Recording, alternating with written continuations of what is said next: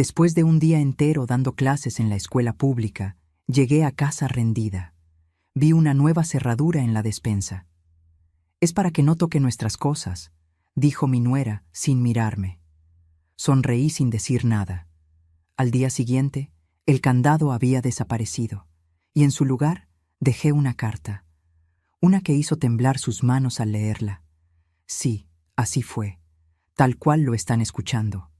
Un candado, en mi propia casa. En la despensa que yo misma mandé construir hace 25 años, cuando mi Ramiro todavía respiraba y esta casa olía a café recién hecho y pan dulce en las mañanas. Pero déjenme contarles desde el principio, porque esta historia no empieza con un candado. Empieza mucho antes, cuando yo todavía creía que ser buena madre significaba darlo todo sin esperar nada a cambio. Me llamo Estela. Tengo 67 años, y durante 42 de ellos fui maestra de primaria en la Escuela Benito Juárez, en la colonia Guerrero. Enseñé a leer a más de 800 niños.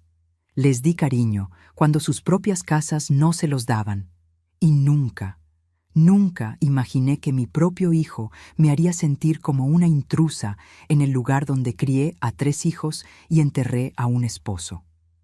Ese martes llegué cansada. Las piernas me pesaban después de estar de pie toda la tarde vigilando el recreo. Tenía 65 años entonces, ya a punto de jubilarme. Entré por la puerta trasera, como siempre, y fui directamente a la despensa a buscar las galletas Marías que guardaba para el té de la tarde. Mi único gustito después de un día largo. Y ahí estaba, un candado plateado, nuevo, brillante, colgando de la puerta de M.I. Despensa como si fuera lo más normal del mundo. Me quedé paralizada. El bolso se me resbaló del hombro. Por un segundo pensé que estaba en la casa equivocada, que me había confundido de puerta, pero no. Ahí estaba el azulejo roto junto a la estufa que Ramiro nunca alcanzó a cambiar. Ahí estaban las macetas de albahaca en la ventana. Era mi cocina, mi casa. Entonces escuché su voz. «Ah, ya llegaste». Verónica entró a la cocina secándose las manos en un trapo. Llevaba puesta esa blusa rosa que, según ella, le costó 2.500 pesos en una boutique de Polanco. El mismo dinero que yo gastaba en comida para toda la semana. «¿Qué es esto?», pregunté señalando el candado. Mi voz salió más suave de lo que hubiera querido. Todavía no entendía bien lo que estaba viendo. Ella ni siquiera levantó la vista. «Ah, eso. Es que Mateo y yo compramos algunas cosas para nosotros. Ya sabes, productos importados, aceite de oliva orgánico, ese tipo de cosas. Y pues, no queremos que se confundan con lo demás. Es para evitar problemas». Para evitar problemas. Como si yo fuera el problema. «Pero Verónica, esta es mi despensa, mi casa». Finalmente me miró. Y en esos ojos café que alguna vez me parecieron dulces, solo vi frialdad. «Ay, Estela, no te lo tomes personal, es solo organización. Tú tienes tu espacio, nosotros el nuestro. Es lo más sano en una convivencia, ¿no crees?» Mi espacio, en mi propia casa. Como si yo fuera una inquilina tolerada. Quise gritarle, quise arrancar ese candado y tirarlo por la ventana. Pero algo dentro de mí, esa parte que siempre fue maestra, la que aprendió a medir cada palabra antes de decirla, me hizo callar. Sonreí. «Claro, mija, como tú digas». Y me fui a mi cuarto. No lloré esa noche. Estaba demasiado furiosa para llorar. Me senté en la cama que compartí con Ramiro durante 38 años, y por primera vez en 3 años me permití ver con claridad lo que había estado ignorando. Mi casa ya no era mía. No había pasado de golpe. Fue como cuando el moho se mete en las paredes. No lo ves hasta que ya está por todas partes. Si esta historia te está removiendo algo por dentro, suscríbete al canal, porque lo que viene después, ni yo misma lo vi venir. 3 años atrás, cuando Ramiro murió de un infarto mientras regaba sus geranios, el mundo se me cayó encima. No solo perdí a mi esposo. Perdí el sonido de sus pasos en la mañana, el olor de su loción cuando se arreglaba para salir, esa forma en que me abrazaba por la espalda mientras yo cocinaba. La casa se volvió un eco gigante. Mateo, mi hijo menor, vino al funeral con Verónica. Llevaban 2 años de casados. Él me abrazó y me dijo: «Mamá, no te vamos a dejar sola. Nos mudamos contigo hasta que estés mejor». Temporal, dijo, solo hasta que yo me recuperara. Pero temporal se convirtió en 1 mes, luego 6, luego 1 año. Y de repente ya habían pasado 3 años y ellos no solo no se habían ido, habían tomado posesión completa. Al principio fue sutil. Verónica empezó a ayudar reorganizando la cocina. «Es que así es más práctico, suegrita».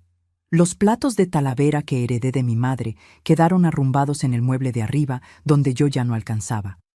Mis sartenes viejos pero buenos fueron reemplazados por ollas antiadherentes que según ella eran más saludables. Luego vinieron los muebles. «Ese sillón está muy viejo, Estela. Lo vamos a donar». Y mi sillón café, donde Ramiro leía el periódico cada domingo, desapareció. En su lugar pusieron un sofá moderno color gris que era bonito, sí, pero no era mío. La sala de estar se convirtió en su oficina. Mi cuarto de costura quedó lleno de cajas con cosas de ella. El comedor donde celebrábamos cada cumpleaños, cada Navidad, ahora estaba decorado con cuadros abstractos que yo no había elegido. Y yo, como tonta, dejé que pasara. Porque pensé que era amor, que estaban ayudándome a modernizarme, que así era la vida con gente joven. Pero el candado fue diferente. El candado fue un mensaje. Esa noche, acostada en la oscuridad, recordé algo que le dije a una alumna hace años. Se llamaba Lupita, y su hermana mayor la trataba mal. Le quitaba sus cosas, la hacía sentir invisible en su propia familia. «Lupita», le dije, «nunca permitas que alguien te haga sentir que eres menos en tu propia vida, ni siquiera por amor». Y yo había hecho exactamente eso. Miré el techo. Las sombras de la lámpara de la calle se movían como fantasmas. Y entonces, por primera vez en mucho tiempo, sentí algo más fuerte que la tristeza. Sentí rabia. Y esa rabia, descubriría pronto, era exactamente lo que necesitaba para despertar. Porque lo que Verónica no sabía es que las maestras aprendemos a leer entre líneas. Y yo acababa de leer perfectamente su mensaje. Lo que ella tampoco sabía era que yo también sabía escribir. Je pars espera a ver lo que hice con ese candado, y lo que descubrí después en su laptop. Al día siguiente me desperté con una claridad que no había tenido en años. Como cuando te quitas unos lentes sucios y de repente ves todos los detalles que habías estado ignorando. Me levanté temprano, como siempre. Preparé mi café en la cafetera vieja que todavía me permitían usar, porque la de cápsulas italiana era solo para ellos. Me senté en el pequeño espacio que me quedaba en la mesa del desayuno y empecé a recordar. No fue de golpe. Fue como agua que erosiona la piedra, gota a gota, hasta que ya no reconoces tu propia casa. Dejé que mi mente viajara 3 años atrás, al día del funeral de Ramiro. Hacía un calor insoportable para ser noviembre. La iglesia de San Felipe estaba llena. Compañeros maestros, vecinos, sus amigos del dominó, las señoras del mercado donde compraba sus cigarros a escondidas porque yo le regañaba. Mateo llegó con Verónica. Ella llevaba un vestido negro sencillo y el cabello recogido. Me abrazó con delicadeza y me dijo: «Cuenta conmigo para lo que necesites, suegrita». Su voz sonaba sincera. O tal vez yo necesitaba creer que lo era. Después del entierro, cuando todos se fueron y la casa quedó en ese silencio espantoso que solo conocen los recién viudos, Mateo me tomó de las manos. «Mamá, no puedes quedarte sola. No ahora». «Estaré bien, hijo. Tu padre me enseñó a ser fuerte». «Lo sé, pero igual nos vamos a quedar contigo un tiempo. Solo mientras te recuperas. La casa es enorme. Tenemos espacio de sobra». Verónica asintió a su lado, con esa sonrisa que entonces me pareció bondadosa. «Es temporal, Estela. Unos meses máximo. Además, así ahorramos para el enganche de nuestra casa y tú no estás sola. Es perfecto para todos. Perfecto para todos. Qué mentira tan bien envuelta. Los primeros días fueron buenos. Verónica cocinaba, limpiaba, me acompañaba a las juntas de maestros cuando yo no tenía ánimo de ir sola. Mateo arreglaba cosas de la casa que llevaban años rotas. El tinaco, la chapa de la puerta del jardín, las goteras del baño. Me sentía acompañada, menos vacía. Pero a la tercera semana, Verónica empezó con sus sugerencias. «Ay, suegrita, estas cortinas están tan viejas. ¿Y si compramos unas nuevas? Yo tengo muy buen ojo para la decoración».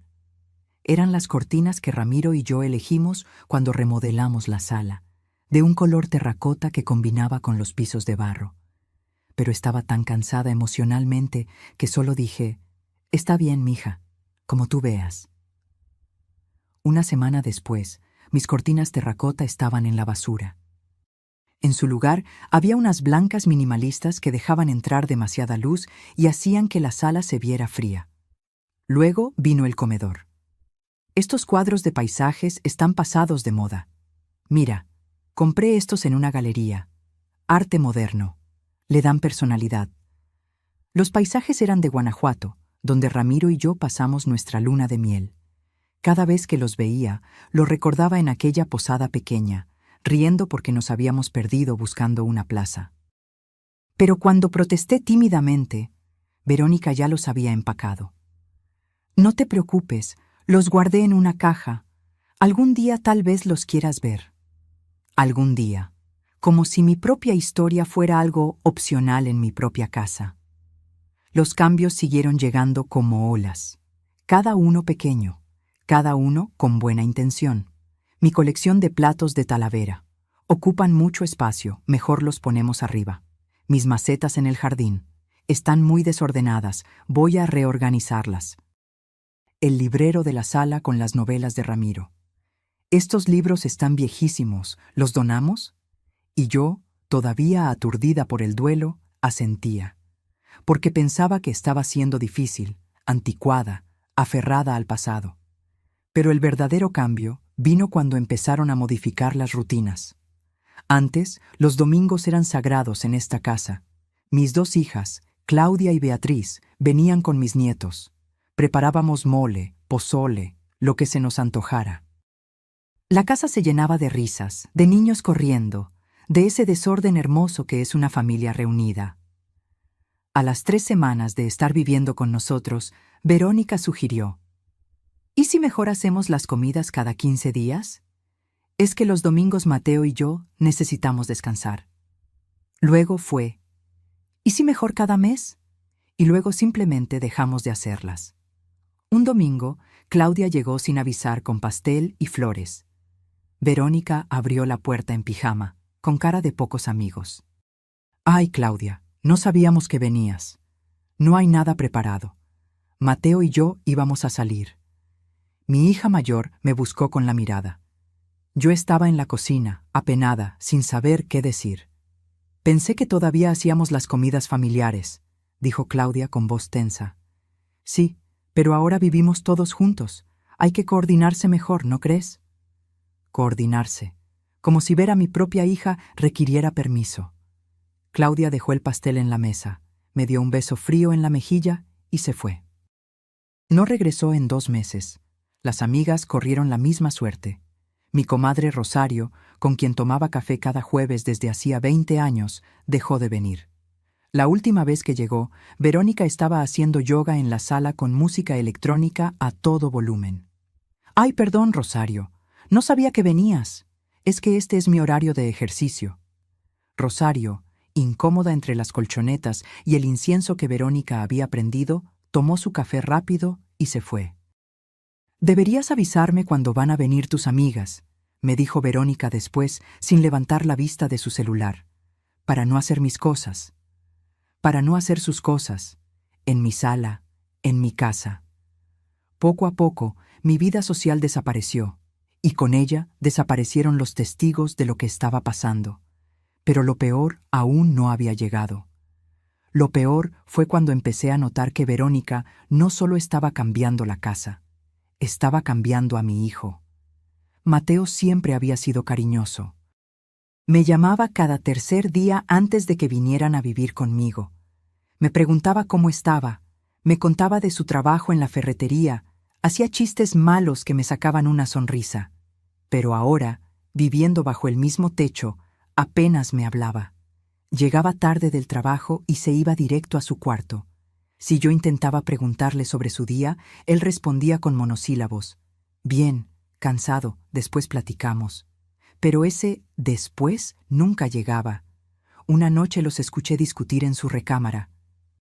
La pared era delgada.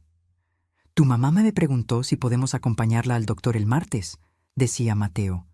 «¿Y para qué? Ya está grande, puede ir sola». «Verónica, es mi mamá». «Exacto, es tu mamá, no la mía.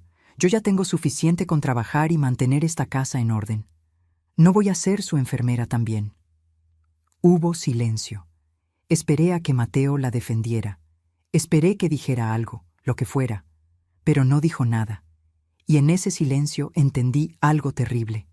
Mi hijo estaba eligiéndola a ella sobre mí. No de manera dramática ni cruel, solo con el silencio, con la ausencia, con ese dejarla hablar sin contradecirla. Me metí a la cama temblando, no de frío, de rabia impotente. Al día siguiente fui sola al doctor. Y así fue todo, sola al mercado, sola a las juntas de padres aunque ya estaba por jubilarme, sola en esta casa llena de gente que se sentía cada vez más vacía. Verónica empezó a cocinar solo para ella y Mateo. Decía que era porque hacían dieta especial. Dejaban los platos sucios para que yo los lavara. Ocupaban la televisión de la sala para sus series. Ponían música que yo no entendía.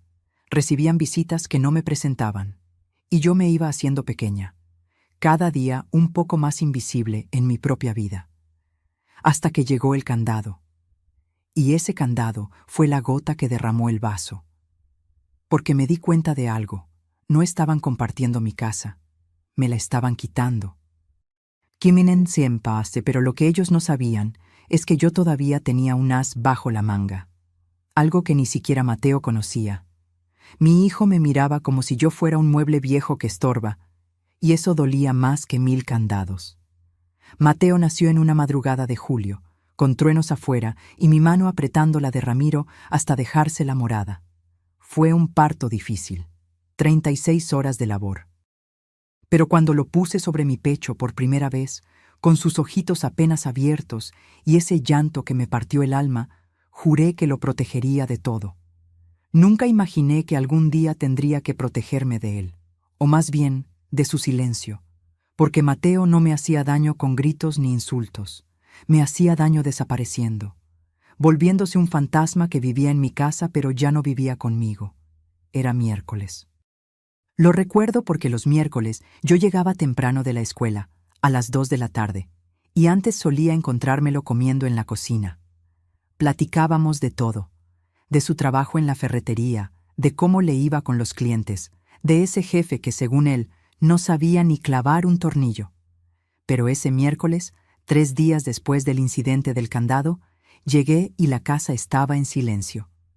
Verónica no estaba. Mateo sí. Lo vi sentado en la sala, viendo su celular con el ceño fruncido. «Hijo», dije desde la puerta, «¿ya comiste? Puedo hacernos unos chilaquiles». Levantó la vista apenas un segundo.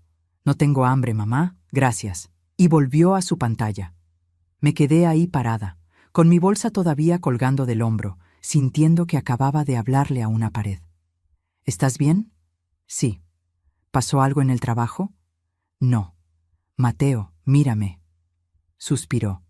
Ese suspiro largo que usas cuando alguien te está fastidiando. Dejó el celular en el sofá y finalmente me miró. Pero sus ojos estaban vacíos, como si me viera pero no me reconociera. «¿Qué pasa, mamá?» «Eso mismo te pregunto yo. Ya no platicamos, ya no me cuentas nada.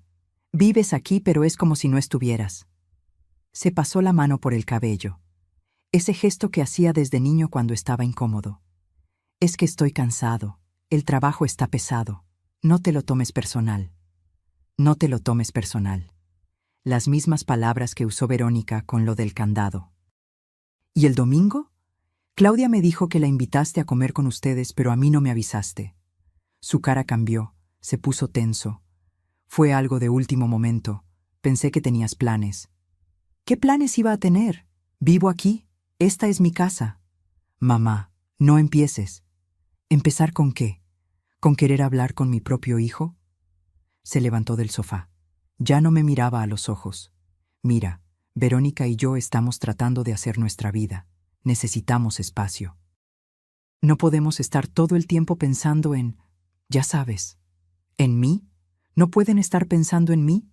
No es eso. Entonces, ¿qué es? Silencio. Ese maldito silencio que se había vuelto su respuesta para todo. Tengo que salir, dijo finalmente. Verónica me está esperando. Y se fue. Así, dejándome con las palabras atoradas en la garganta y el corazón hecho pedazos. Esa noche no pude dormir. Me quedé mirando el techo, recordando al niño que Mateo fue. El que se subía a mi cama cuando tenía pesadillas. El que me hacía dibujos en la primaria y los pegaba en el refrigerador con orgullo. El que me abrazaba fuerte y me decía, cuando sea grande, voy a construirte una casa enorme, mamá, con jardín y todo. ¿Dónde se había quedado ese niño? Los días siguientes fueron peores. Mateo empezó a evitarme completamente. Salía antes de que yo me levantara. Regresaba tarde cuando yo ya estaba en mi cuarto. Y cuando coincidíamos en la cocina o el pasillo, él bajaba la mirada y apresuraba el paso, como si yo fuera una desconocida incómoda. Pero lo que terminó de romperme fue lo que descubrí una semana después. Era sábado por la mañana. Verónica había salido temprano al salón de belleza, esa rutina semanal que según ella era indispensable y que costaba 800 pesos cada vez. Mateo estaba en la regadera. Y yo, limpiando la sala como siempre hacía, encontré un sobre manila olvidado entre los cojines del sofá. No quería fisgonear, de verdad que no. Pero el sobre tenía el logo del banco y estaba abierto. Adentro había un estado de cuenta, de mi hijo, y también había un papel con mi letra. Una carta que yo había escrito hace 2 años, cuando Mateo me pidió dinero prestado. Las manos me empezaron a temblar cuando lo leí.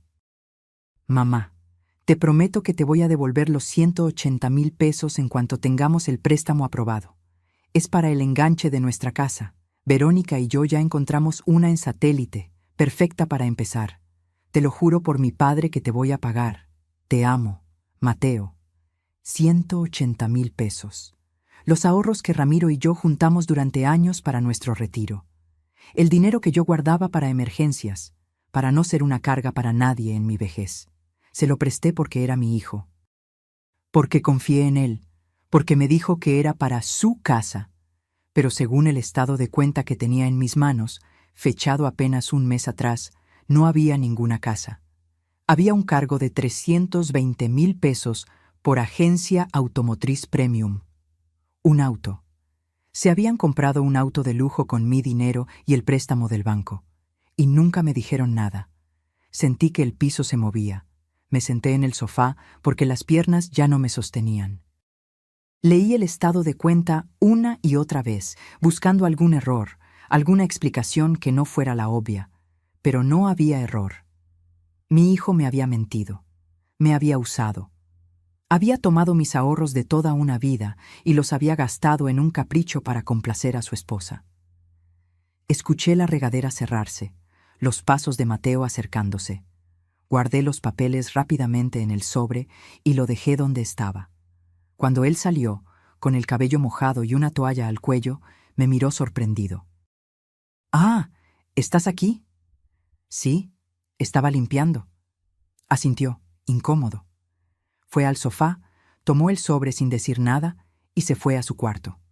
Ni siquiera fingió una explicación.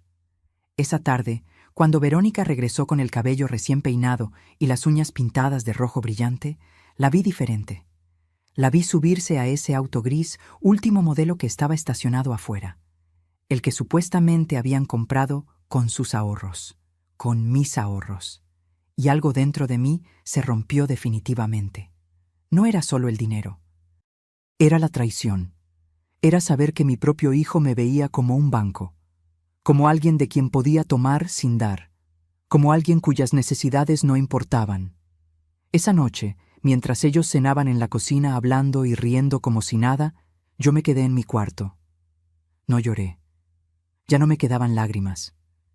En su lugar sentí algo frío y claro, una decisión formándose como hielo en mi pecho. Abrí mi closet. Moví las cajas viejas de zapatos.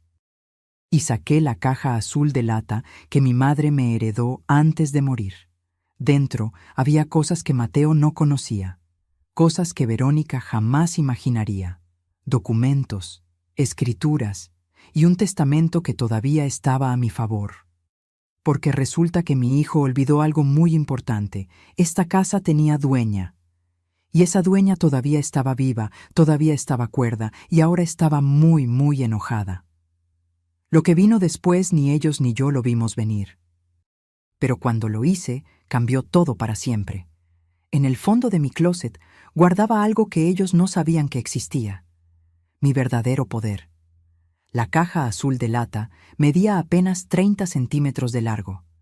Tenía flores descoloridas pintadas en la tapa y una pequeña abolladura en la esquina, recuerdo de cuando se cayó durante la mudanza a esta casa, hace 25 años. Para cualquiera que la viera, no era más que un objeto viejo y sin valor, pero para mí era un cofre de guerra.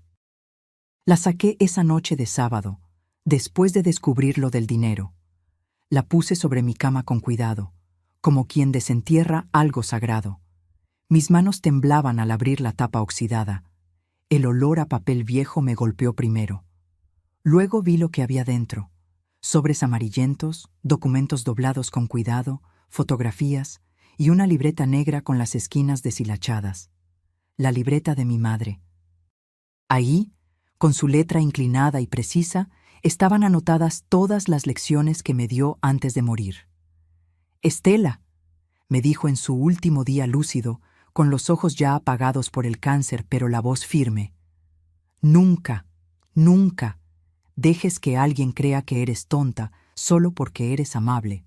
La amabilidad no es debilidad, y una mujer que sabe guardar silencio en el momento correcto es más peligrosa que 100 hombres gritando». Sonreí al recordarla. Mi madre había sido maestra también. Y ella me enseñó que la información es poder. Saqué el primer documento, la escritura de la casa, original, sellada, notariada. A mi nombre, Estela Mónica Salazar, viuda de Guzmán. Ni una sola letra mencionaba a Mateo, ni a Verónica, ni a nadie más. Esta casa era mía, completa, sin deudas, sin hipotecas, sin condiciones. La había heredado de mis padres cuando ellos murieron, y Ramiro y yo la remodelamos con nuestros propios ahorros. Cada ladrillo, cada ventana, cada azulejo del baño había sido pagado con el sudor de 2 maestros que trabajaron 40 años sin parar. Mateo lo sabía, o al menos lo supo alguna vez. Pero tal vez Verónica le había hecho olvidarlo. O tal vez él había elegido olvidarlo porque le convenía pensar que esta casa sería suya algún día. Saqué el segundo documento, mi testamento. Lo había hecho 5 años atrás, cuando Ramiro y yo decidimos poner todo en orden. En ese entonces, dejaba la casa dividida en partes iguales para mis 3 hijos, Mateo, Claudia y Beatriz. Pero ese testamento podía cambiarse, y una parte oscura de mí, esa que había estado dormida durante demasiado tiempo, empezó a considerar esa posibilidad muy en serio. Seguí revisando. Encontré copias de los recibos de luz, agua, gas, predial, todos a mi nombre. Todos pagados por mí durante los últimos 3 años, a pesar de que Mateo y Verónica contribuían con 1,500 pesos mensuales que apenas cubrían la despensa. 1,500 pesos. Una burla. El predial solo costaba 3,200 cada 2 meses. La luz, 1,800. El gas, 1,100. El mantenimiento, reparaciones, imprevistos. Todo eso lo pagaba yo con mi jubilación de maestra. 11,000 pesos mensuales que se evaporaban manteniendo una casa para 3 personas donde solo yo ponía dinero real. Pero lo más interesante estaba al fondo de la caja. Una tarjeta de presentación blanca con letras azules. Licnu Fernando Fuentes, abogado notario, derecho familiar y patrimonial.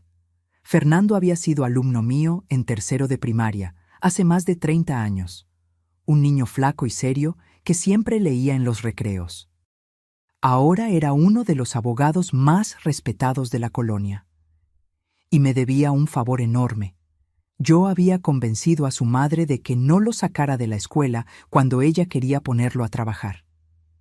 Maestra Estela, me había dicho en el funeral de Ramiro, apretando mi mano con fuerza, cualquier cosa que necesite, lo que sea, solo búsqueme.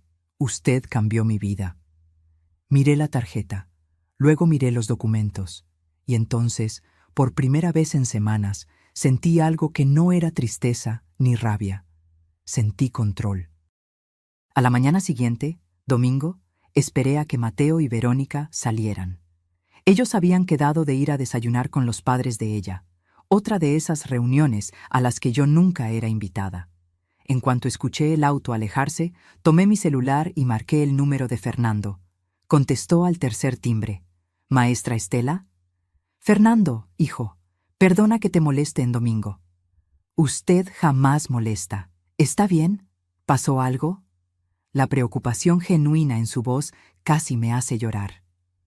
Hacía tanto que alguien se preocupaba por mí de verdad. Necesito tu ayuda. Necesito revisar unos documentos y tal vez hacer algunos cambios. Hubo una pausa. ¿Cambios en su testamento? Entre otras cosas. ¿Puedo preguntarle qué está pasando? Y entonces, ahí sentada en mi cama con la caja azul abierta frente a mí, le conté todo.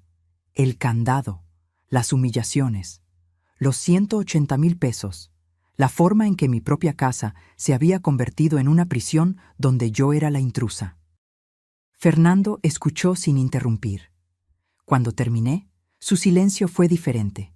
No era de incomodidad. Era de alguien calculando, pensando, planeando. Maestra, ¿usted tiene pruebas de todo esto? Tengo recibos. Tengo el estado de cuenta que encontré. Tengo mensajes de texto donde Mateo me prometía devolverme el dinero. ¿Y la casa está completamente a su nombre? Completamente. Sin deudas. Sin nada. Perfecto. Su voz sonó más firme. Entonces esto es lo que vamos a hacer. Durante la siguiente hora, Fernando me explicó un plan. No era venganza. Era protección. Era poner límites legales que Verónica y Mateo no pudieran romper. Primero, actualizar mi testamento con un notario diferente, uno que ellos no conocieran. Dejar todo a mis hijas, con una cláusula especial que decía que Mateo solo podría heredar si me devolvía los 180,000 pesos antes de mi muerte. Si no lo hacía, su parte se dividiría entre Claudia y Beatriz. Segundo, hacer un inventario notariado de todos mis bienes dentro de la casa. Muebles, electrodomésticos, joyas, todo, para que quedara claro qué era mío y qué era de ellos. Tercero, preparar un ultimátum legal. Si en 3 meses no empezaban a pagar una renta justa, calculada en 5,000 pesos mensuales, que era barata para una casa de ese tamaño, o no se iban, yo podía iniciar un proceso de desalojo. Pero Fernando, dije con la voz quebrada, es mi hijo. Lo sé, maestra. Y por eso le estoy dando opciones que no sean sacarlo a la calle mañana. Pero usted tiene que protegerse. Lo que le están haciendo no es amor, es abuso. Esa palabra me cayó como agua fría. Abuso. ¿Era eso? ¿Podía llamarse abuso cuando venía de tu propio hijo? Piénselo, continuó Fernando. Pero no tarde mucho. Entre más tiempo pase, más difícil será recuperar su casa y su paz. Colgamos. Me quedé sentada en la cama, rodeada de papeles, sintiendo que acababa de cruzar una línea invisible. Pero la línea ya había sido cruzada, solo que no por mí. Guardé todo nuevamente en la caja azul, la escondí en el fondo del closet, detrás de las cajas de invierno que nadie tocaba. Cuando Mateo y Verónica regresaron esa tarde, me encontraron en la cocina, preparando caldo de pollo, como siempre, como la viejita inofensiva que ellos creían que era. «Huele bien», dijo Mateo, sorprendido de verme cocinando. «Pensé que teníamos que hacer dieta», agregó Verónica con tono cortante. Sonreí. Esa sonrisa que había perfeccionado en 40 años de tratar con padres de familia difíciles. «Es solo para mí. Ustedes hagan lo suyo». Verónica parpadeó, confundida por mi tono neutral.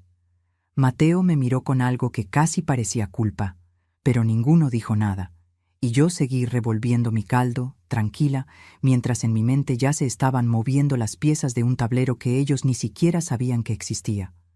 Porque había aprendido algo importante. No siempre gana el que grita más fuerte. A veces gana el que sabe esperar en silencio, con paciencia de maestra y precisión de cirujano. Y yo había esperado suficiente.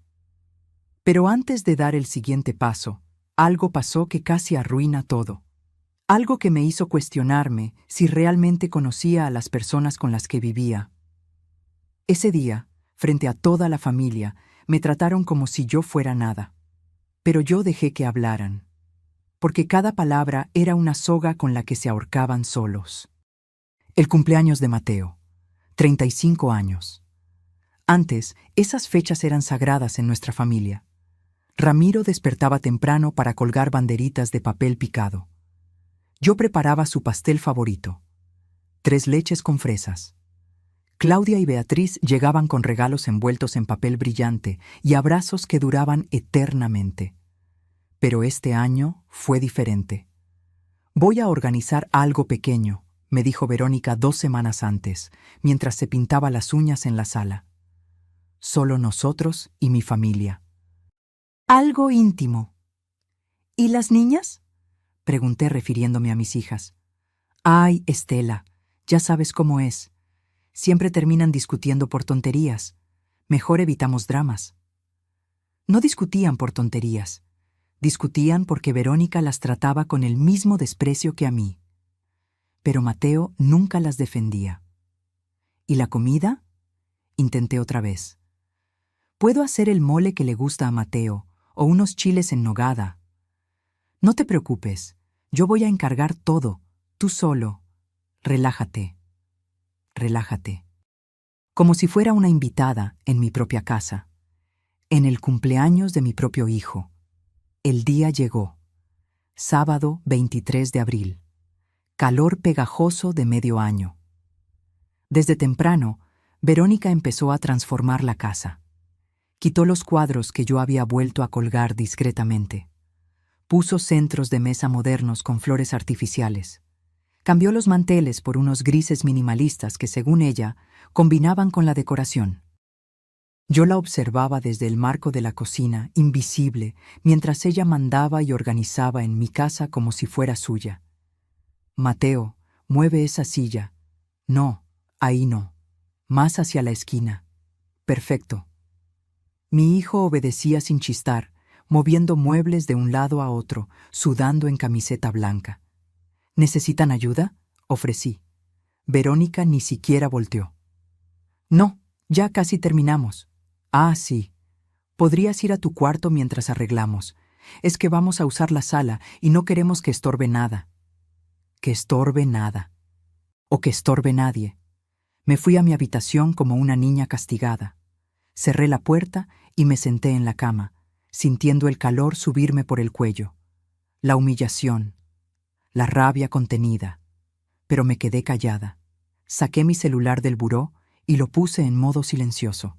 Lo dejé sobre mi cómoda, estratégicamente apoyado contra un libro, con la cámara apuntando hacia la puerta medio abierta. Empecé a grabar. Si algo me habían enseñado mis años de maestra, era esto. Cuando alguien te está haciendo daño, documenta. Las palabras se olvidan. Los testigos cambian su versión. Pero un video no miente. A las 6 de la tarde empezaron a llegar los invitados. Primero llegaron los padres de Verónica, don Jacinto y doña Perfecta. Sí, así se llamaba. Y créanme que el nombre le quedaba perfecto para lo insufrible que era. Doña Perfecta entró con un vestido floreado y lentes de sol carísimos, cargando un pastel de una pastelería cara de Polanco. Miró la sala con ojo crítico, como evaluando si todo estaba a su altura. «Ay, hija, qué bien te quedó todo. Se nota tu buen gusto». «Tu buen gusto. En mi casa, con mis muebles empujados a las esquinas».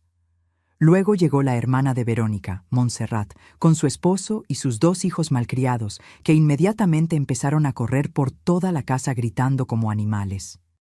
Uno de ellos tiró mi maceta de violetas africanas. Nadie dijo nada, ni siquiera lo recogieron. Me quedé parada en el pasillo, vestida con mi blusa de domingo y mis aretes de perla, esperando a que alguien me saludara. Nadie lo hizo. Verónica pasó junto a mí como si yo fuera parte del muro. Don Jacinto me miró de reojo y asintió con la cabeza, pero no dijo palabra. Doña Perfecta directamente me ignoró. ¿Mateo? Mateo estaba demasiado ocupado abriendo botellas de vino y poniendo música. Me senté en la silla del rincón, esa que habían arrumbado junto al librero, y observé. La mesa del comedor estaba llena de comida que yo no había cocinado. Sushi, cortes finos, ensaladas gourmet. Botellas de vino que costaban más de 500 pesos cada una. Pan artesanal, postres franceses. Todo pagado con el dinero que supuestamente no tenían. El mismo dinero que justificaba que no pudieran pagarme una renta justa. «¡Salud por mi hijo!», gritó Verónica alzando su copa. «Por sus 35 años y porque este sea el inicio de nuestra mejor etapa juntos». Nuestra mejor etapa. Como si yo no hubiera estado en sus primeros 35 años. Como si no lo hubiera parido, criado, educado, sostenido cuando no tenía trabajo, consolado cuando sus novias lo dejaban. Todos brindaron, las copas chocaron, las risas llenaron la sala, y nadie, absolutamente nadie, brindó por mí. Entonces Doña Perfecta, con 3 copas encima y el tono condescendiente que usan las personas que se creen superiores, soltó la bomba. «Ay, Verónica, qué bueno que ustedes son tan pacientes. No cualquiera aguanta vivir con la suegra, ¿verdad?». Se rió con esa risa falsa que me erizó la piel. «Deben estar muy agradecidos con ustedes. No todos los hijos modernos se sacrifican así, cuidando a sus padres en lugar de dejarlos botados por ahí». Sacrificarse, cuidando, como si yo fuera la carga. Verónica sonrió, bajando la mirada con falsa modestia. «Ay, suegrita, hace lo que puede. Ya a su edad es difícil, ¿verdad? Pero ahí vamos, con paciencia». Suegrita. Esa palabra que había sonado cariñosa los primeros meses y que ahora era veneno envuelto en miel. «Es que», continuó Montserrat sirviéndose más vino, «yo le digo a Rodrigo que cuando su mamá esté viejita, ni de broma se viene con nosotros. Al asilo derechito. Es lo más sano para todos». Las risas explotaron. Mateo sonrió incómodo, pero no dijo nada. Nada. Don Jacinto agregó su granito de arena. «Pues yo creo que hasta cierto punto está bien ayudar. Pero llega un momento en que los viejos tienen que entender que ya cumplieron su ciclo. Dejar que los jóvenes vivan». Los viejos. Hablaban de mí como si yo no estuviera ahí, como si fuera un objeto del que había que deshacerse eventualmente. Doña Perfecta me miró directamente por primera vez en toda la noche. «¿Verdad, Estela? Tú entiendes que ellos necesitan su espacio. Son jóvenes, tienen sueños. No pueden estar cargando con... Bueno, ya me entiendes». Me quedé callada. Sonreí. Esa sonrisa que había perfeccionado en semanas de aguantar insultos disfrazados de consejos. Y dejé que siguieran hablando, porque mi celular seguía grabando. Cada palabra, cada risa cruel, cada comentario despectivo. Verónica trajo el pastel, cantaron las mañanitas, Mateo sopló las velas y pidió un deseo. Me preguntaron qué había deseado, y él, mirando a Verónica con ojos enamorados, dijo: «Deseo que pronto tengamos nuestra propia casa, para empezar nuestra vida de verdad». Nuestra vida de verdad. Como si estos 3 años hubieran sido mentira, como si yo fuera un obstáculo temporal. Me levanté de mi silla. Las piernas me temblaban, pero la espalda la mantuve recta. 40 años parándome frente a 30 niños, cada día me habían enseñado a tener presencia. Voy a mi cuarto. Que disfruten su fiesta. Nadie me detuvo. Nadie dijo, no te vayas. Nadie preguntó si estaba bien. Verónica solo murmuró, que descanses, suegrita. Cerré la puerta de mi habitación. Detuve la grabación. 3 horas y 40 minutos de humillación documentada. Me senté en la cama con el celular en las manos. Le di play. Escuché todo otra vez, y esta vez no sentí tristeza, sentí claridad. Porque acababan de darme exactamente lo que necesitaba, evidencia irrefutable de que no me estaba imaginando nada, de que no era mi culpa, de que esto era abuso disfrazado de convivencia. Guardé el video en la nube, hice 3 copias de respaldo. Una la envié al correo de Fernando Fuentes con el asunto. Urgente. Evidencia adicional. Luego me acosté. Y por primera vez en meses dormí completa. Porque ya no estaba sola en esta guerra. Tenía aliados, tenía pruebas y sobre todo tenía un plan. Lo que ellos no sabían es que acababan de cavar su propia tumba. Y yo sostendría la pala. Al día siguiente hice algo que Verónica jamás olvidará. Algo tan simple como una carta, pero tan devastador como un terremoto. Cuando Verónica leyó esa carta, vi cómo el color se le iba del rostro, porque las palabras correctas, dichas en el momento preciso, valen más que 1000 gritos. El domingo amaneció quieto, demasiado quieto. Esa quietud incómoda que queda después de una tormenta, cuando el aire todavía huele a electricidad y destrucción. Mateo y Verónica no salieron de su cuarto hasta las 11. Yo ya llevaba 2 horas despierta. Había tomado mi café, había regado las plantas que me quedaban, y había hecho algo que llevaba planeando toda la noche. En la mesa del comedor, entre los restos de la fiesta que nadie había recogido, vi el candado. Lo habían dejado ahí tirado, junto a las botellas vacías y los platos sucios, como si fuera basura, como si no hubiera sido el símbolo de mi humillación apenas días atrás. Lo tomé. Era ligero, barato, el tipo de candado que compras en cualquier ferretería por 50 pesos. Nada especial, pero para mí representaba una frontera que se había cruzado. Fui al cajón de la cocina donde guardaba mis herramientas. Saqué unas pinzas viejas que Ramiro usaba para sus reparaciones caseras. El candado se dio fácil, demasiado fácil. Con un poco de fuerza y el ángulo correcto, la argolla se abrió sin problema. Sonreí. Ese candado tan simbólico, tan lleno de poder en la mente de Verónica, no servía para nada. Era puro teatro, pura ilusión de control. Igual que todo lo que ella había construido en esta casa. Dejé el candado roto sobre la barra de la cocina, donde ella lo vería. Pero eso no era suficiente. Necesitaba enviar un mensaje más claro, más permanente. Fui a mi cuarto. Saqué papel y pluma, no la computadora, no un mensaje de texto, una carta escrita a mano. Porque hay algo en la letra manuscrita que hace que las palabras pesen más, que se claven más hondo. Me senté en mi escritorio, el mismo donde había revisado tareas de cientos de alumnos durante décadas, y escribí. No con rabia, con precisión quirúrgica. Verónica, he decidido no decir nada sobre el candado, porque entiendo que vienes de una familia donde la desconfianza es lo normal. No te culpo por eso. Cada quien trae sus traumas y sus formas de ver el mundo. Pero quiero que sepas algo muy importante, algo que tal vez olvidaste o que nunca te dijeron claramente. Esta casa tiene dueña, y esa dueña soy yo. Los documentos están a mi nombre. Escrituras originales, notariadas, imposibles de modificar sin mi presencia física, mi identificación vigente y mi huella digital. Mi abogado, el licenciado Fernando Fuentes, tiene copias certificadas de todo. Y créeme cuando te digo que es muy bueno en lo que hace. Sé lo del poder notarial que querías que firmara hace 6 meses. ese papel que dejaste por accidente sobre la mesa con las partes importantes marcadas en amarillo. No soy tonta, Verónica, soy maestra. Enseñé a leer a más de 800 niños durante 42 años. Puedo leer entre líneas mejor de lo que tú imaginas. También sé lo de los 180,000 pesos que mi hijo me pidió prestados para el enganche de su casa.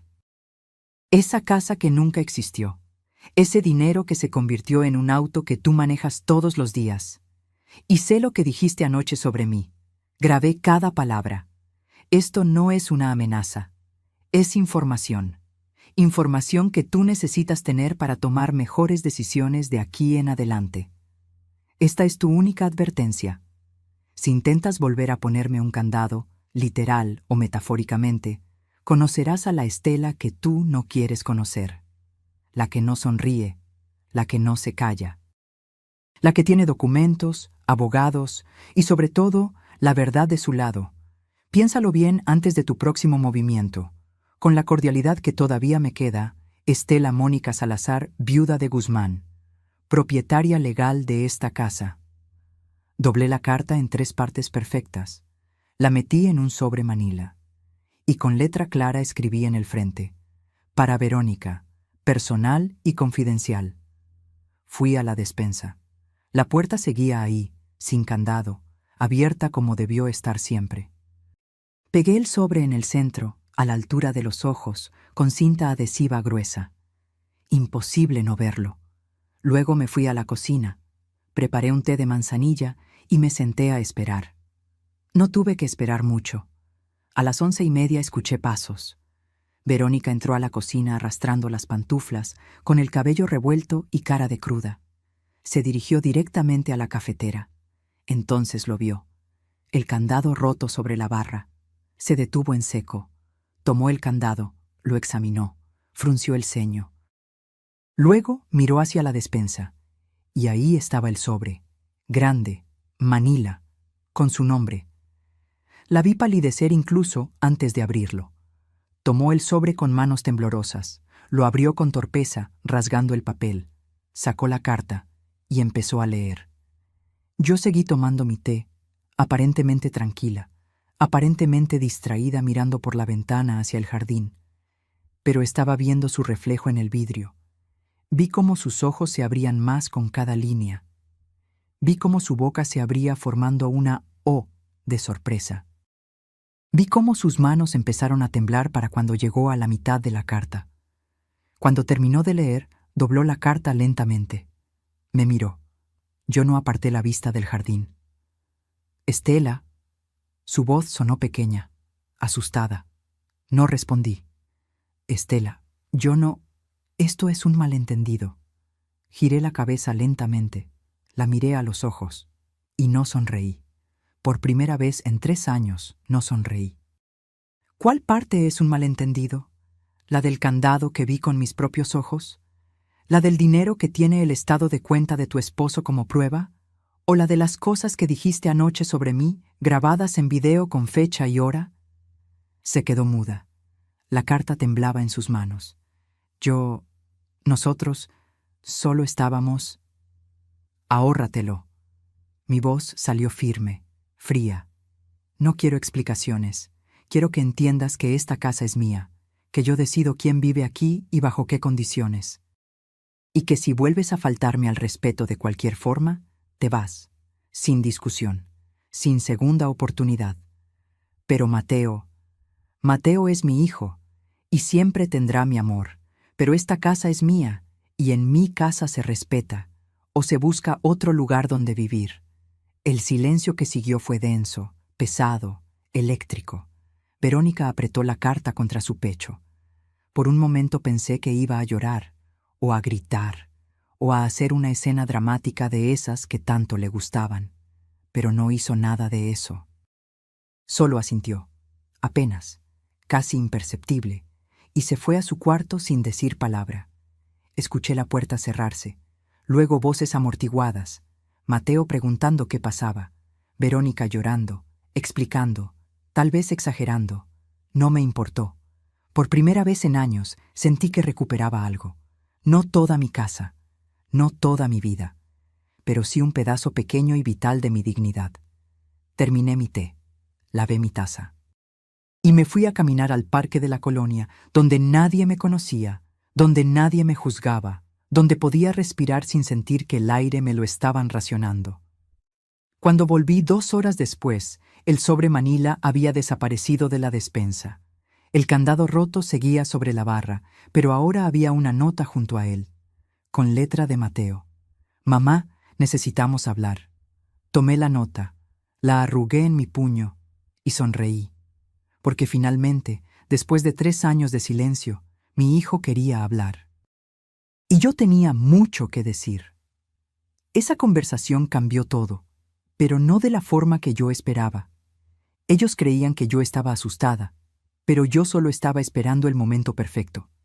La nota de Mateo quedó sobre la barra durante 2 días. 2 días completos donde ninguno de los 3 nos dirigimos la palabra más allá de lo estrictamente necesario. Buenos días. Buenas noches. ¿Necesitas el baño? Nada más. La casa se convirtió en un campo minado donde cada paso debía medirse, donde cada puerta que se cerraba sonaba como un disparo, donde el silencio era tan denso que casi podía cortarse con cuchillo. Verónica evitaba mi mirada. Cuando coincidíamos en la cocina, ella tomaba lo que necesitaba y se iba rápido, como ratón asustado. Ya no ponía música a todo volumen.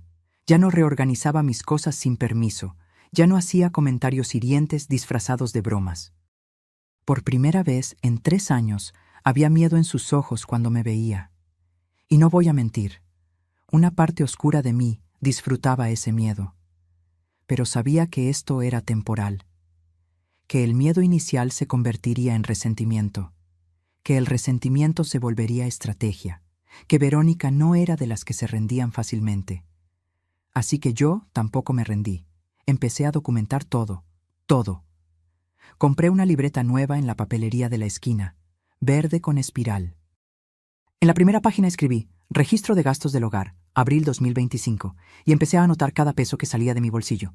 Luz, 1,847 pesos. Agua, 634 pesos. Gas, 1,120 pesos. Predial, 3,200 pesos. Despensa, 4,500 pesos. Internet, 599 pesos. Teléfono, 250 pesos. Total mensual que yo pagaba, 12,150 pesos. Contribución de Mateo y Verónica, 1,500 pesos. Los números no mentían. Yo estaba subsidiando su vida con más de 10,000 pesos mensuales. Y eso sin contar el espacio, los muebles, los electrodomésticos, el uso del auto que a veces tomaban sin pedir permiso. Pero los números no eran suficientes. Necesitaba más. Empecé a grabar conversaciones. No todo el tiempo, solo cuando había algo importante.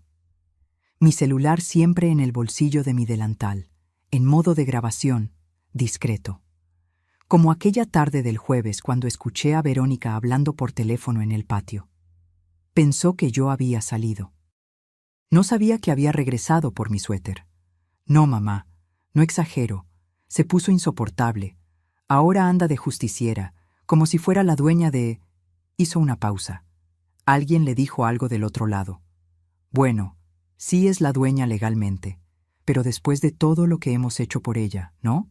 Llevamos 3 años cuidándola, aguantando sus manías de vieja. Cuidándola, aguantando, vieja. Guardé la grabación con fecha y hora. También empecé a sacar copias de todo. Recibos, estados de cuenta, mensajes. Los llevaba en una carpeta amarilla que escondí en casa de mi comadre Rosario. ¿Estás bien, Estela?, me preguntó ella mientras tomábamos café en su cocina, preocupada por las ojeras que cargaba. Te veo diferente. Estoy preparándome, le dije simplemente, para algo grande. No le conté todo. Todavía no. Pero le dejé la carpeta con instrucciones claras. Si algo me pasa, se la das a Fernando Fuentes. Él sabrá qué hacer. Rosario me apretó la mano, asustada. No digas eso, no va a pasarte nada. Lo sé, pero siempre es mejor estar preparada. Mientras tanto, en casa seguía con mi actuación. Empecé a fingir demencia leve, olvidos estratégicos, confusiones calculadas. «Ay, ¿ya comí?», preguntaba en la cena, aunque había comido perfectamente 2 horas antes. ¿Qué día es hoy?, murmuraba mirando el calendario con el ceño fruncido. ¿Dónde dejé mis lentes? Buscaba por toda la sala, cuando los tenía colgados del cuello. Vi cómo Verónica y Mateo intercambiaban miradas. Miradas que decían: ¿ves? Ya está empezando. Ya se le está yendo la cabeza. Perfecto. Que pensaran eso. Porque mientras ellos me creían confundida y débil, yo estaba moviendo piezas en un tablero que no podían ver. Llamé a Fernando 3 veces esa semana. «Quiero cambiar mi testamento», le dije en la primera llamada. «¿Está segura, maestra?» «Completamente». En la segunda llamada, le pedí que investigara si era legal grabar conversaciones en mi propia casa. Me confirmó que sí, que todo lo grabado en un espacio propio era admisible como evidencia. En la tercera llamada, le conté sobre mi plan. «Es arriesgado», me advirtió Fernando, «pero si está decidida, yo la apoyo. Solo prométame que no va a hacer nada sin consultarme primero». «Lo prometo». Mentí, porque ya tenía el siguiente paso planeado. El viernes por la noche, Mateo finalmente tocó a mi puerta. «Mamá, ¿podemos hablar?» «Pasa, hijo». Entró despacio, con las manos en los bolsillos. Se sentó en la orilla de mi cama, en el mismo lugar donde se sentaba de niño cuando tenía pesadillas. «Sobre la carta, ¿la leíste?» Verónica me la mostró. Miró al suelo. «No sabía que te sentías así». Esa frase casi me hace reír. O llorar. No sabía si era honestidad o ceguera voluntaria. «Mateo, mírame». Levantó la vista. Sus ojos eran los de Ramiro, los mismos ojos cafés con motas doradas que me enamoraron hace 40 años. ¿De verdad no sabías? ¿O no querías saber? Se quedó callado, y en ese silencio encontré mi respuesta. «Los 180,000 pesos», empezó. «No quiero hablar de eso ahora. Pero mamá, yo te los voy a pagar, lo juro. Es solo que...» «Mateo», mi voz salió firme. «No vine a este mundo para que me paguen. Vine para ser respetada, y en mi propia casa no me siento respetada». «¿Entiendes la diferencia?» Asintió lentamente. Tenía los ojos vidriosos. «Lo siento». «Lo sé, pero lo siento no es suficiente. Necesito ver cambios, cambios reales». «¿Qué quieres que haga?» Y ahí estaba, la pregunta que había estado esperando. «Quiero que me dejes vivir en paz en mi casa. Quiero que tu esposa me trate con respeto básico. Y quiero que empiecen a contribuir justamente con los gastos o que busquen su propio lugar». Se paró de golpe. «¿Nos estás corriendo?» «No. Te estoy dando opciones. 5,000 pesos mensuales de renta. Es barato para esta casa. O pueden ahorrar y buscar su propio espacio, como siempre dijeron que iban a hacer. Pero mamá, no tenemos ese dinero ahorita. Tienen dinero para un auto de lujo, para ropa cara, para salones de belleza y restaurantes». Mi voz no tembló. «Tienen dinero, solo no lo quieren usar en mí». Se quedó parado en medio del cuarto, dividido entre 2 lealtades, y otra vez eligió el silencio. «Piénsalo», dije con suavidad. «Tienes un mes». Salió de mi cuarto sin decir más. Esa noche no dormí. Me quedé despierta mirando el techo, preguntándome si había sido demasiado dura, si había cruzado un límite del que no podría regresar. Pero cuando amaneció y vi el sol entrando por mi ventana, iluminando la foto de Ramiro en el buró, supe que había hecho lo correcto. Porque el amor sin respeto no es amor, es costumbre, y yo ya había sido costumbre durante demasiado tiempo. Era hora de ser una decisión. Lo que pasó después me sorprendió hasta a mí, porque resultó que no era la única con secretos en esta casa. Cuando abrí ese cofre frente a ellos, sus ojos se llenaron de codicia. No sabían que era una trampa. El mes de plazo que le di a Mateo pasó como arena entre los dedos. 30 días donde la tensión en la casa era tan espesa que casi podía masticarse. Verónica seguía evitándome, pero yo notaba algo diferente en su mirada cuando pensaba que no la veía. Estaba calculando, planeando, esperando. Yo también. Fue un domingo por la tarde, una de esas tardes calurosas de mayo donde el aire no se mueve y todo parece detenerse. Yo estaba en mi cuarto, reorganizando el closet de verano. Saqué cajas viejas, vestidos que ya no usaba, zapatos guardados desde la época de Ramiro. Y entonces, accidentalmente, dejé la puerta de mi habitación entreabierta. Justo cuando Verónica pasaba por el pasillo. Escuché sus pasos detenerse. Luego, esa respiración contenida de alguien que está viendo algo que no debería estar viendo, pero no puede apartar la vista. En mis manos tenía el cofre de terciopelo vino. Era hermoso, debo admitirlo. Medía unos 40 centímetros de largo por 25 de ancho. El terciopelo estaba desgastado en las esquinas, pero mantenía ese color rojo oscuro, casi sangre, que le daba un aire de antigüedad y misterio. Tenía grabados dorados en la tapa, iniciales entrelazadas que ya casi no se distinguían. Había sido de mi abuela materna, pasó a mi madre, y luego a mí. Adentro guardaba las joyas de la familia. No eran muchas, no éramos ricos, pero cada pieza tenía historia, tenía peso, tenía valor sentimental y económico. Abrí el cofre despacio, como quien destapa un tesoro, sabiendo perfectamente que Verónica me observaba desde el pasillo. Saqué el collar de perlas. 36 perlas naturales, irregulares, con ese brillo cremoso que solo dan las perlas reales. Me lo había regalado Ramiro en nuestro 20º aniversario. Había ahorrado durante 2 años para comprarlo. Luego, los aretes de oro con esmeraldas, pequeños, discretos, pero genuinos, herencia de mi abuela, quien los recibió de su propia madre en tiempos de la Revolución. El broche Art Deco de plata y ónice.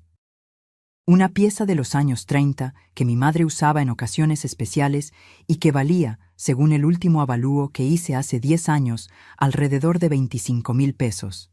Y finalmente, el anillo. El anillo de compromiso que Ramiro me dio bajo un árbol de jacarandas en el bosque de Chapultepec. Oro blanco con un diamante pequeño, pero brillante, rodeado de zafiros diminutos. Los puse sobre mi cama, uno por uno, admirándolos bajo la luz que entraba por la ventana. Y entonces, como si recién notara su presencia, me giré hacia la puerta. «¡Ay, Verónica! No te vi ahí». Ella dio un paso hacia adelante, con los ojos fijos en las joyas. Ya ni siquiera fingía disimulo. «¿Eso es real?». Sonreí. Esa sonrisa de abuela orgullosa mostrando sus tesoros. «Sí, mija, son de la familia, llevan generaciones con nosotros». Tomé el collar de perlas y lo dejé correr entre mis dedos. Este collar tiene casi 50 años. Las perlas son naturales, ¿ves? No como las de ahora que son todas cultivadas y uniformes. Verónica se acercó más, hipnotizada. «¿Puedo...?» Extendió la mano. Le di el collar. Lo tomó con cuidado exagerado, como quien sostiene algo invaluable, que en realidad lo era. «Es hermoso», murmuró. Sus ojos brillaban de una forma que me recordó a una niña frente a una vitrina de dulces. «Debe valer mucho». «Bueno, nunca lo he vendido, pero sí, supongo que sí». El avalúo viejo decía que entre todo había como 200,000 pesos, pero eso fue hace 10 años. ¿Quién sabe ahora? Vi cómo tragaba saliva, cómo sus dedos acariciaban las perlas con reverencia mezclada con avaricia. «Y esto algún día será de Mateo», completé la frase. «Bueno, de ustedes. Para cuando yo ya no esté, claro. Son para la familia». Algo cambió en su expresión. Una luz se encendió en sus ojos. Una luz peligrosa que yo conocía muy bien porque la había visto en padres de familia cuando descubrían que un maestro tenía algo que ellos querían. «¿Dónde guardas algo tan valioso?», preguntó intentando sonar casual. «Aquí mismo, en mi closet. Siempre lo he tenido ahí». Fingí preocupación, aunque últimamente he pensado que tal vez debería ponerlo en una caja de seguridad. Ya sabes, por si acaso. «Sí, sería más seguro», dijo ella rápidamente. «Yo puedo ayudarte a llevarlo al banco si quieres». Apuesto lo que sea a que sí quería. «Ay, mija, qué amable. Sí, tal vez uno de estos días lo hacemos juntas». Le quité el collar suavemente y guardé todo de nuevo en el cofre. Lo cerré con la llave pequeña que colgaba de una cadenita. Verónica siguió cada movimiento con los ojos. «Bueno, te dejo descansar», dijo finalmente, pero sus pies no se movían. Seguía mirando el cofre como si quisiera grabarlo en su memoria. Cuando finalmente se fue, esperé 5 minutos. Luego salí de mi cuarto y pasé casualmente por la sala. Verónica estaba en el sofá con su celular, pero no estaba viendo videos ni redes sociales. Estaba en Google. Leí las búsquedas en su pantalla desde el reflejo del espejo del pasillo. Collar perlas naturales, precio. Joyas antiguas, valor México. Herencia, joyas familiares, ¿quién heredero? Sonreí para mis adentros y seguí caminando. Durante los siguientes días, Verónica cambió completamente. De repente era amable, solícita. Preguntaba si necesitaba ayuda con las compras, ofrecía hacerme té. Hasta intentó cocinar algo especial para mí, aunque le quedó horrible. «Estela», me dijo un miércoles por la tarde, con voz dulce como miel envenenada. «¿Ya pensaste en lo del banco? Yo tengo tiempo mañana. Podemos ir juntas a abrir la caja de seguridad». «Ay, sí, pero no sé. Me da miedo que pidan muchos papeles». «No te preocupes, yo te ayudo con todo. Incluso puedo poner mi nombre también en la caja, para que si algo te pasa, tengamos acceso. Ya sabes, por Mateo». Ahí estaba, el verdadero motivo. «Qué buena idea», dije fingiendo inocencia. «Déjame pensarlo». Pero no lo pensé. En lugar de eso, llamé a Fernando. «Ya picó el anzuelo», le dije por teléfono esa noche, encerrada en mi baño con el agua corriendo para que no me escucharan. «¿Está segura de esto, maestra? Es un riesgo». «Lo sé. Pero necesito que ella muestre sus verdaderas intenciones. Y esto es perfecto». «¿Quiere que prepare los documentos?» «Sí, pero con la cláusula que discutimos». Al día siguiente, le dije a Verónica que había hecho la cita en el banco para el viernes. Su cara se iluminó como árbol de Navidad. «Perfecto, voy contigo. No te preocupes por nada». El viernes llegó. Fuimos al banco. Abrimos una caja de seguridad. Metimos el cofre con las joyas y firmamos los papeles. Lo que Verónica no sabía, porque no leyó la letra pequeña que el ejecutivo explicó rápidamente y ella firmó sin prestar atención, era que esa caja requería 2 llaves para abrirse. Una la tenía yo. La otra la tenía Fernando Fuentes, con instrucciones legales muy específicas. Solo podía abrirse si yo moría de muerte natural, certificada por médicos, y después de una revisión notarial completa de mis últimas voluntades. Si algo me pasaba, sospechosamente, la caja se congelaba automáticamente y su contenido pasaba a una investigación legal. Verónica tenía acceso a la caja, técnicamente. Su nombre estaba en los papeles, pero no podía abrirla sin mí, y si yo moría, tampoco podía abrirla sin pasar por un proceso legal que expondría cualquier irregularidad. Era la trampa perfecta. Salimos del banco. Verónica iba feliz, creyendo que había ganado algo, que había asegurado su futuro. No sabía que acababa de firmar su propia sentencia, porque yo no estaba protegiéndome solo de ella. Estaba protegiéndome de cualquier accidente que pudiera ocurrirme convenientemente.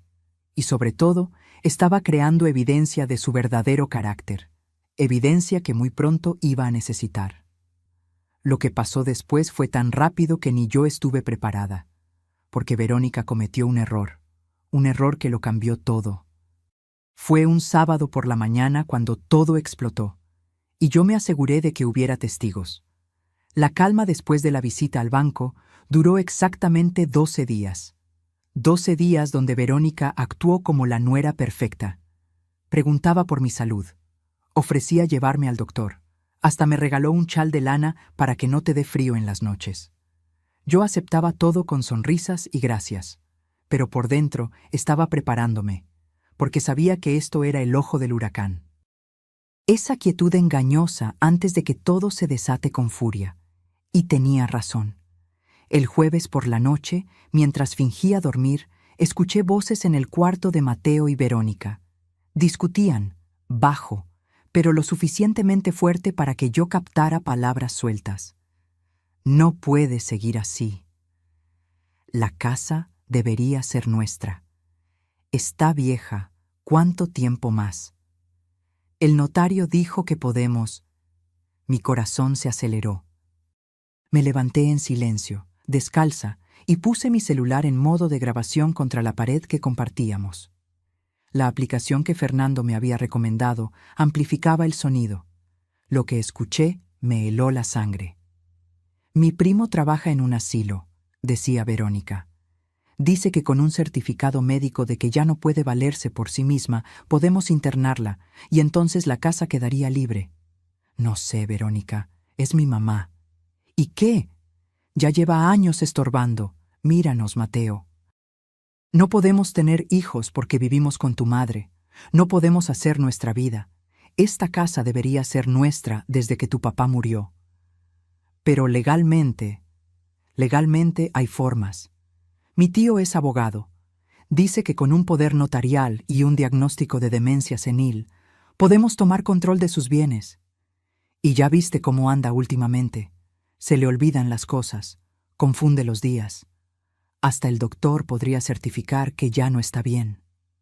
Sentí náuseas, no por lo que planeaban, sino por lo bien que mi actuación había funcionado, demasiado bien. No sé si pueda hacer eso. La voz de Mateo sonaba débil, dudosa, pero no escandalizada, no indignada como debería estar un hijo defendiendo a su madre. ¡Ay, Mateo, no seas cobarde! Es por nuestro bien, por nuestro futuro. Además, en el asilo estará cuidada. Es mejor para todos. El silencio que siguió fue peor que cualquier palabra, porque significaba que Mateo lo estaba considerando. Mi propio hijo estaba considerando encerrarme para quedarse con mi casa. Guardé la grabación. La envié a la nube, a 3 correos diferentes, y entonces supe que había llegado el momento. No podía esperar más. El viernes en la mañana llamé a mis 2 hijas. Claudia, Beatriz.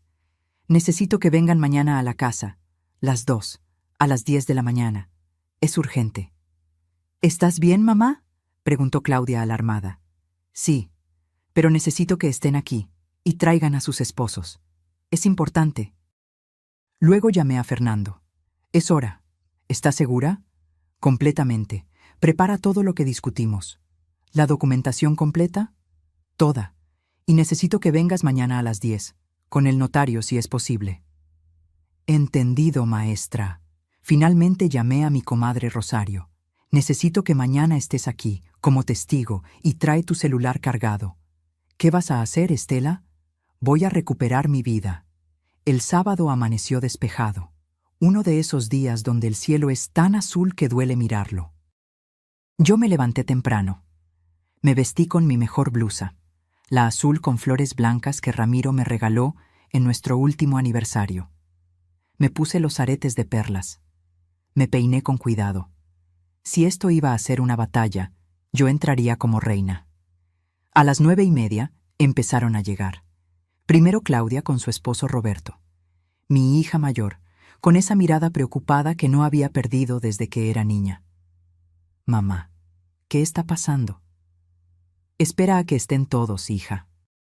Luego Beatriz con su esposo Javier y mis 2 nietos, Sebastián y Lucía. Los niños corrieron a abrazarme. Abuela, no te habíamos visto en mucho tiempo. Lo sé, mis amores, lo sé. Rosario llegó puntual con una bolsa de pan dulce que dejó en la mesa del comedor. Y finalmente, Fernando Fuentes, con su portafolio de cuero y un señor mayor de traje que me presentó como el notario Méndez. Mateo y Verónica estaban en la cocina, desayunando. Cuando vieron entrar a tanta gente, sus caras se transformaron. ¿Qué es esto?, preguntó Verónica poniéndose de pie. Es una reunión familiar, dije con voz calmada. Siéntense, todos. Tengo cosas importantes que decir.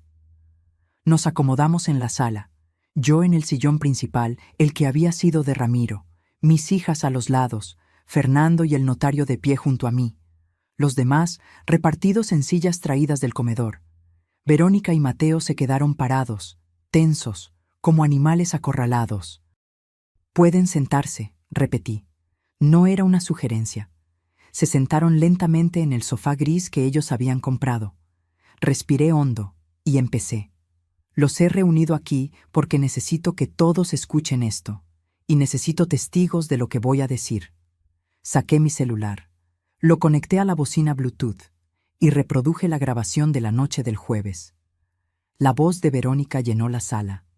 Mi primo trabaja en un asilo. Dice que con un certificado médico de que ya no puede valerse por sí misma, podemos internarla. Vi cómo el color desaparecía del rostro de Mateo, cómo Verónica abría la boca sin que saliera sonido. Claudia se llevó la mano a la boca. Beatriz empezó a llorar. Dejé que la grabación siguiera hasta el final, hasta esa parte donde Mateo no decía que no, donde solo guardaba silencio cómplice. Cuando terminó, el silencio en la sala era absoluto. «Mamá». Mateo intentó hablar. Levanté la mano. No había terminado. «Esto no es todo». Saqué la carpeta amarilla que había guardado en casa de Rosario. La abrí sobre la mesa de centro. Aquí están todos los recibos de esta casa durante los últimos 3 años. Luz, agua, gas, predial, mantenimiento. Todo pagado por mí, con mi jubilación de 11,000 pesos mensuales. Puse otro documento encima. Aquí está el estado de cuenta que demuestra que los 180,000 pesos que presté para el enganche de una casa se usaron para comprar un auto de lujo. Un auto que yo nunca he usado, que ni siquiera me han ofrecido usar. Otro documento. Y aquí están las capturas de pantalla de los mensajes entre Verónica y su hermana, donde dice textualmente: «Unos meses más de aguantar a la vieja y esta casa será nuestra». Verónica se puso de pie de golpe. «Tú espiaste mi teléfono. Eso es ilegal». Fernando habló por primera vez, con voz profesional y fría. «En realidad, señora, todo lo que está en esta carpeta fue obtenido legalmente. Las grabaciones fueron hechas en propiedad privada de la señora Estela, donde ella tiene todo el derecho de grabar. Los documentos son copias de originales, y los mensajes fueron fotografiados de una laptop que su esposo dejó abierta en un espacio común de la casa». Verónica se volvió hacia Mateo. «¡Di algo! ¡No te quedes ahí sentado!». Pero Mateo no dijo nada. Miraba el suelo con los ojos vidriosos. Continué, porque todavía no había terminado. «Quiero que sepan», dije mirando directamente a Mateo, «que esta casa jamás será de ustedes mientras yo viva. Ya modifiqué mi testamento. Si algo me pasa, la casa se divide únicamente entre Claudia y Beatriz. Mateo solo puede heredar si antes me devuelve los 180,000 pesos que me debe. Si no los devuelve antes de mi muerte, su parte se anula». El notario Méndez sacó un documento. «Aquí está el testamento actualizado, firmado y certificado hace 3 días. Es completamente legal e inapelable». Mateo finalmente levantó la vista. Tenía lágrimas en los ojos. «Mamá, yo nunca quise». «¿Nunca quisiste qué, Mateo? ¿Nunca quisiste quedarte callado mientras tu esposa planeaba encerrarme? ¿Nunca quisiste mentirme sobre el dinero?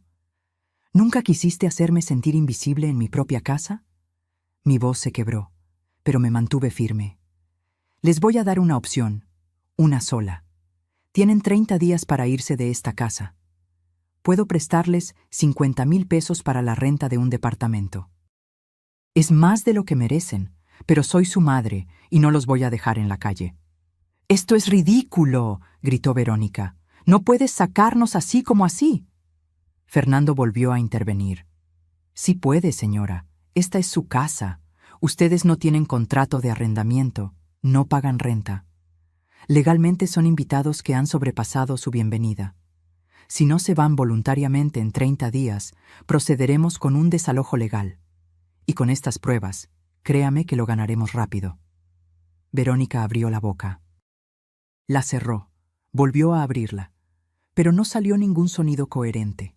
Mateo, mi hijo, el niño que alguna vez me prometió que me construiría una casa enorme, rompió a llorar. Mamá, perdóname, por favor. Y ahí, viendo a mi hijo llorar, sentí que algo dentro de mí se rompía también, pero ya no había vuelta atrás. Lo que ellos no entendieron fue simple. El amor no se mendiga, se gana y se pierde, y ellos lo habían perdido hace mucho tiempo. Ahora solo estaba recuperando lo que siempre fue mío, mi dignidad.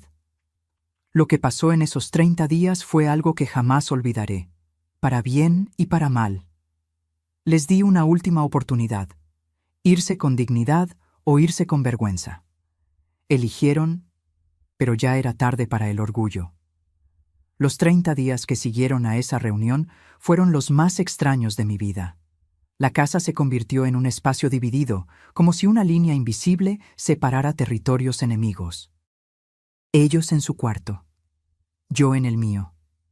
Y en medio, un silencio tan pesado que dolía respirarlo. Verónica no me volvió a dirigir la palabra, ni una sola. Cuando coincidíamos en la cocina, ella tomaba lo que necesitaba y se iba como alma que lleva el diablo. Sus ojos me lanzaban dagas de odio cada vez que me veía. Ya no fingía amabilidad, ya no había máscaras. Y de alguna forma retorcida, eso me dio paz, porque finalmente estábamos siendo honestas. Pero Mateo era diferente.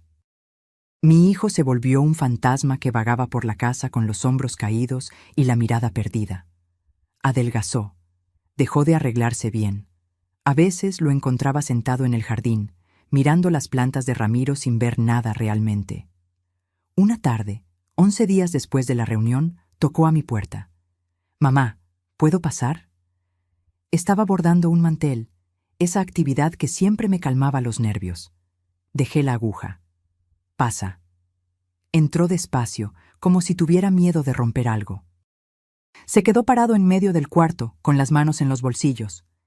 «Quiero que sepas que ya encontramos un departamento, en la colonia Portales. Tiene 2 recámaras. Está bien». «Me alegro», asintió, pero no se fue. Había algo más que quería decir y no sabía cómo. «Mamá, yo nunca quise que las cosas llegaran a esto». Puse el bordado sobre mis piernas. Lo miré directamente a los ojos. Esos ojos de Ramiro que alguna vez me miraron con adoración infantil. «Pero llegaron, ¿verdad?» «Sí». Su voz se quebró. «Y es mi culpa, no la de Verónica, mía, porque yo te fallé. Yo dejé que pasara todo. Yo me quedé callado cuando debí defenderte».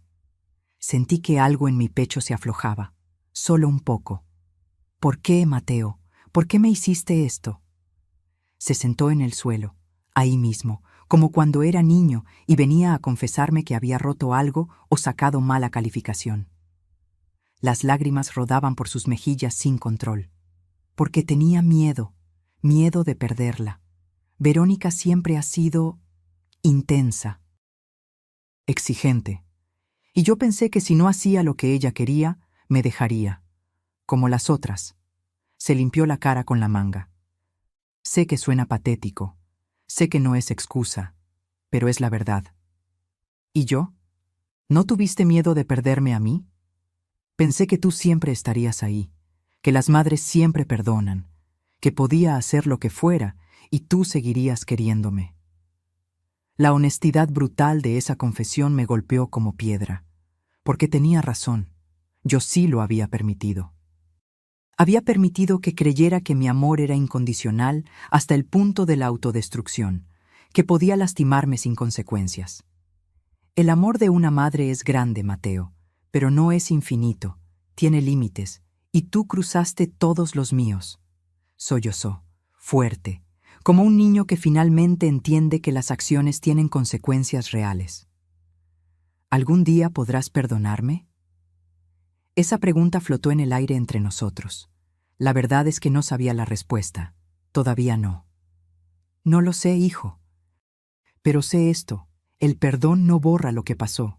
Y aunque algún día te perdone, las cosas nunca volverán a ser como antes, porque yo cambié. Y tú también tendrás que cambiar si quieres recuperar algo de lo que perdiste.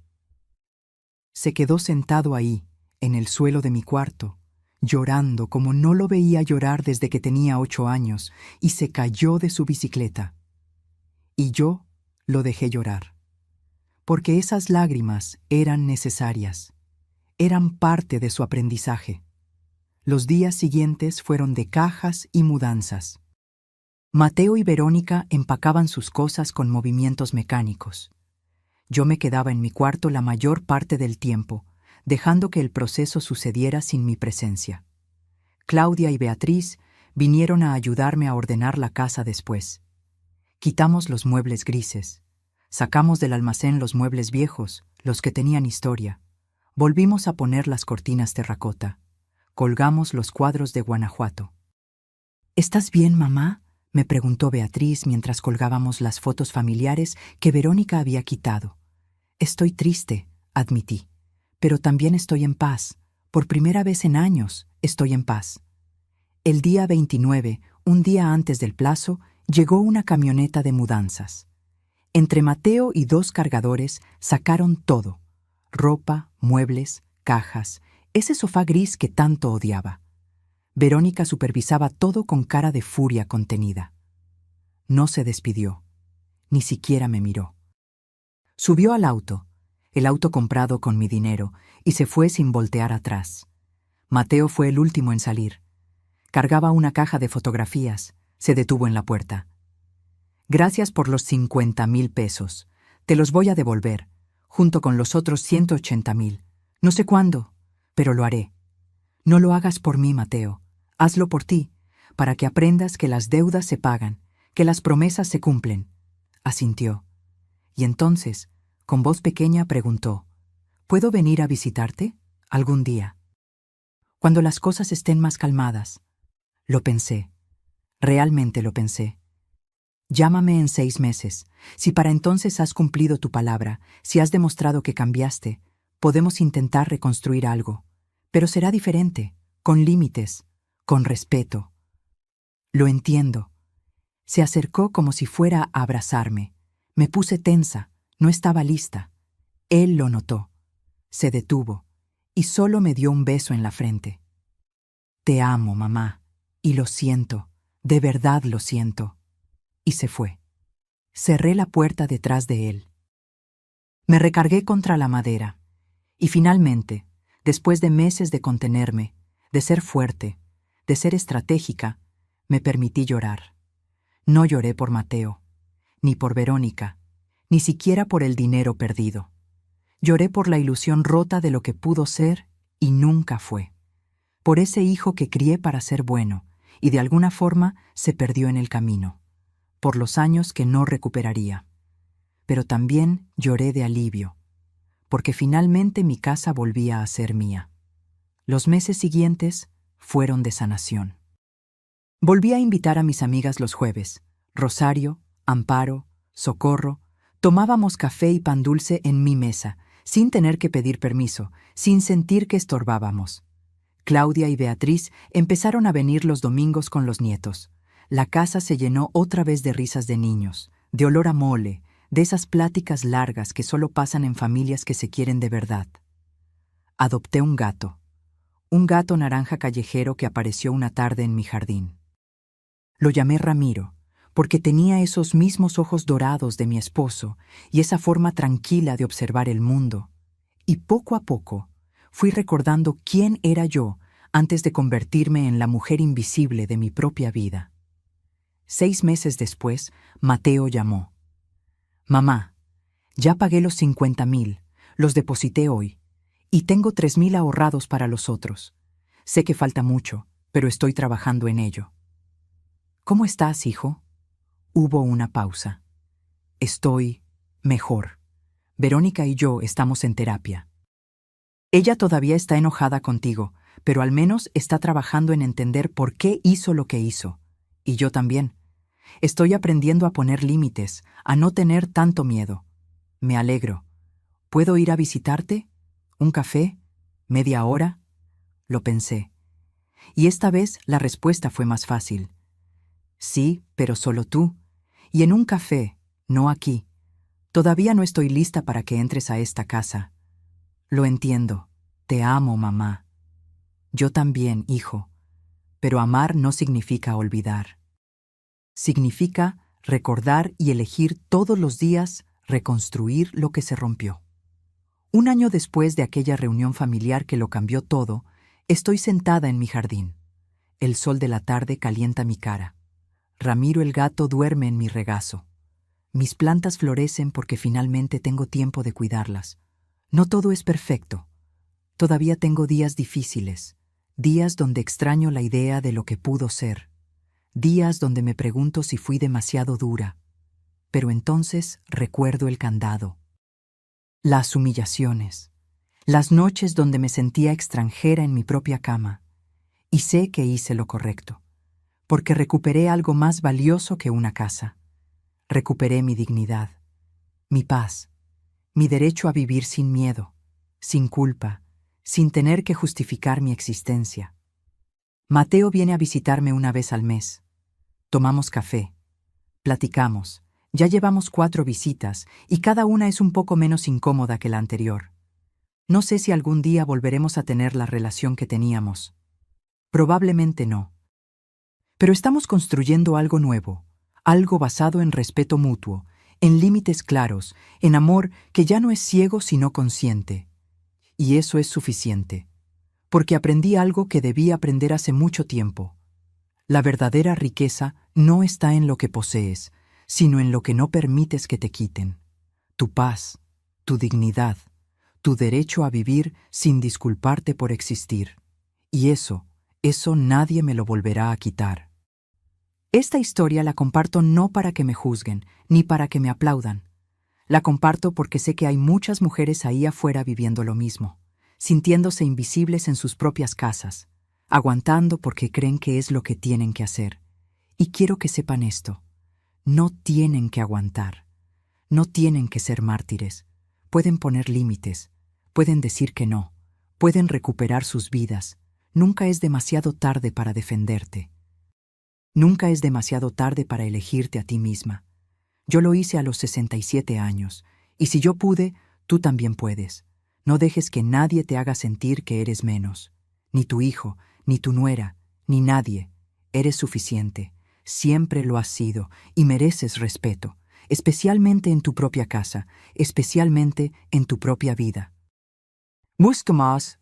Si esta historia tocó algo en tu corazón, si te hizo pensar, si te dio fuerzas para hacer lo que necesitas hacer, déjame un comentario. Cuéntame desde dónde me estás escuchando. Cuéntame si tú también estás luchando tu propia batalla. No estás sola.